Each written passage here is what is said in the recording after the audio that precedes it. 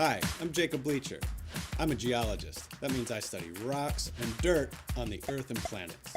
This is Ask NASA. I'm here to answer your questions.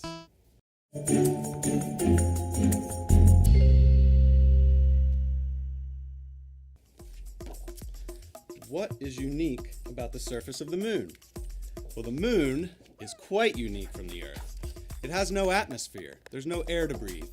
What that means is that the processes that have occurred on the moon are all preserved there in the rocks. For instance, if you look at the moon from the Earth, you may see circles. Those circles are impact craters. Let me show you. Except, making craters is really dirty business. I need my crater-making poncho.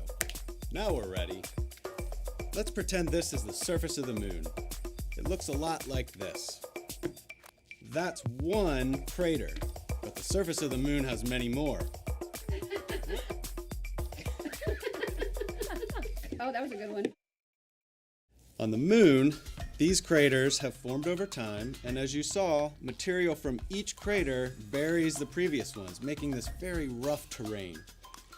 In that terrain, at the pole, there are some craters that we believe have water ice trapped there, and they never see the sunlight. That's good for science, and could also be a resource that helps our astronauts survive. Why study moon rocks? Well, besides the fact that rocks are awesome, each rock is kind of like a person. It has its own fingerprint. We talked about impact craters. That's recorded in the rocks. Whether or not ice or water has been near there, that's recorded in the rocks. It tells us the history of the moon. What tools will astronauts use to explore the moon? Well, hopefully we'll have plenty of tools for them. For instance, something like this. This is a hammer like you would use here on Earth. It's a geologist's best friend. It helps us to break up rocks and select samples. We could also use things like rakes and shovels to help us find the right kind of material to bring home. Eventually, we could be using tools more like this. This tool is an X-ray fluorescence spectrometer, or XRF. An XRF basically shoots X-rays at a rock and then detects what comes back. And as I talked about before, rocks have unique fingerprints. This helps us to determine what that fingerprint is. Our astronauts will also use rovers, like this model that you can see right here. These vehicles are designed so that they can help us move around on the surface. Well, this tool is 3D printed, but this is just a model of an XRF. But right now, we're actually testing 3D printers in space on the International Space Station. It'd be really helpful if we can use 3D printers to design the tools that we need. How are we preparing astronauts to investigate the moon's surface? Well, we have to practice here on Earth. The way we do that is we talk to them in laboratory and classrooms, and we also take them out into the field, places like Hawaii or Iceland or Arizona. Places where there are similarities to what they might experience on the lunar surface. We're really excited to send humans to the moon with the Artemis program. First woman and the next man will be going back there by 2024. Together, they'll be able to explore the surface of the moon.